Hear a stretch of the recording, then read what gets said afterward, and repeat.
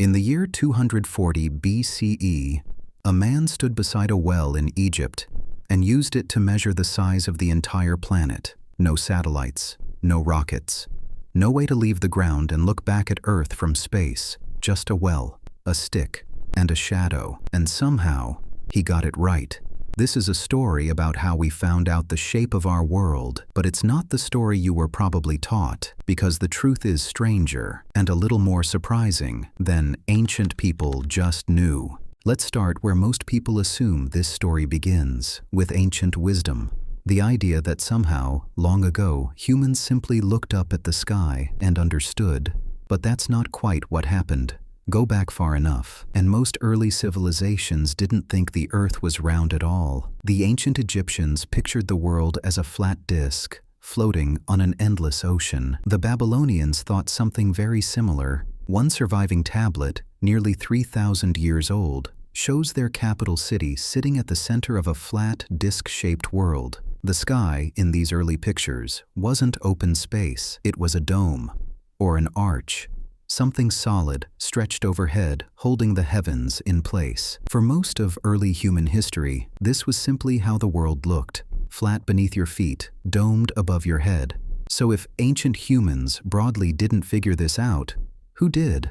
The answer starts in Greece. Around 600 years before the modern calendar begins, a thinker named Anaximander imagined the Earth differently, not flat and floating, but shaped like a cylinder, a kind of stone column, drifting in space, still not round, but a step forward. Not long after, Pythagoras, yes, the triangle one, proposed something bolder, a sphere. But here's the strange part. Pythagoras didn't arrive at this through evidence. He believed the sphere was simply the most perfect shape in existence, and so, he reasoned, the universe and the Earth within it should be spherical too. It was less of a discovery and more of a hunch, dressed up as certainty. The real turning point came a couple of centuries later, with Aristotle. Aristotle didn't rely on aesthetics. He looked for proof, and he found it in the sky. During a lunar eclipse, Earth passes between the sun and the moon, casting its shadow across the lunar surface. Aristotle noticed something remarkable.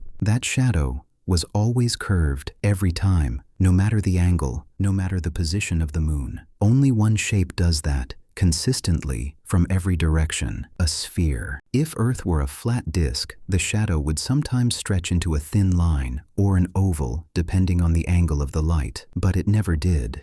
It was always perfectly round. Aristotle had a second clue too.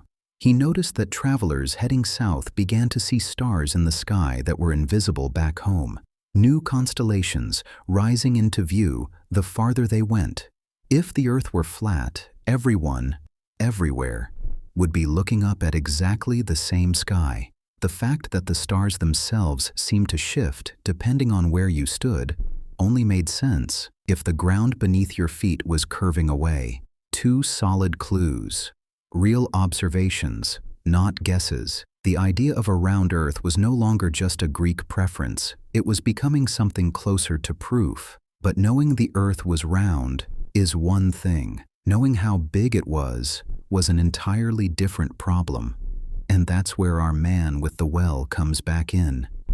His name was Eratosthenes. He was the head librarian at one of the greatest libraries in the ancient world, in the Egyptian city of Alexandria. And he'd heard something curious. In a southern Egyptian city called Syene, there was a deep well, and once a year, on the summer solstice, something strange happened at exactly noon. Sunlight would reach all the way to the bottom of that well, with no shadow at all, which meant, at that precise moment, the sun was sitting directly overhead. Eratosthenes wondered what would happen if he measured the same moment somewhere else. So on that same day, at that same hour, he placed a simple stick upright in the ground in Alexandria, hundreds of kilometers to the north, and unlike the well in Syene, his stick cast a shadow. A small one, but a real one. If the sun's rays were hitting the whole planet at the exact same angle, those two spots should have matched. They didn't. And that difference was the clue. Using the angle of that shadow and the distance between the two cities, Eratosthenes did something extraordinary. He calculated the circumference of the entire Earth with no satellites, no aircraft, just geometry, and a walk between two cities that someone else had to physically pace out on foot to measure the distance, and his number was remarkably close to the true size of our planet. A stick, a well, and a very good question. That's how a librarian in Egypt in 240 BCE measured the size of the world. You'd think a discovery this solid, this well-reasoned, would simply become permanent knowledge, passed down, never questioned again. And in the real historical record, that's actually what happened. But that's not the story most of us were taught. Many of us grew up hearing a very different version, that in the centuries after the Greeks, something went wrong. That knowledge was lost. That people slid backward into believing the Earth was flat again, all through the Middle Ages. And then, in 1492, a bold sailor named Christopher Columbus set out to prove them all wrong. It's a great story. The problem is, it isn't true. Historians have looked closely at this, and the evidence is consistent. Educated scholars throughout the medieval period continued to accept a spherical Earth. Monks, philosophers, mathematicians, they wrote about it, taught it, used it to explain eclipses, seasons, and the movement of stars. The idea was never lost. So when Columbus set sail, his critics weren't worried he'd fall off the edge of the world.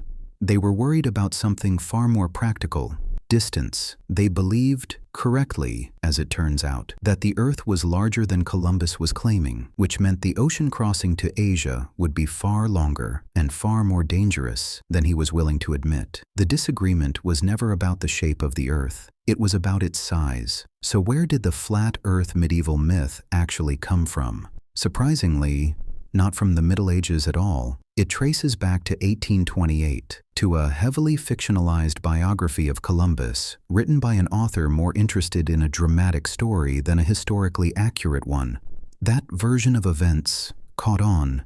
It got repeated, taught in classrooms, believed by generations who had no reason to question it. A myth invented centuries after the fact, about a misunderstanding that never actually happened. So here's the strange shape of this story. The real ancient breakthrough, the observation of a curved shadow, the shifting stars, the shadow in a well, happened over 2,000 years ago, and it held up. It was correct. It was never lost. But the myth about it being forgotten, that part was invented much more recently than the truth itself, which raises a bigger question. How much of what we think we know about history is actually just a good story, repeated often enough to feel true?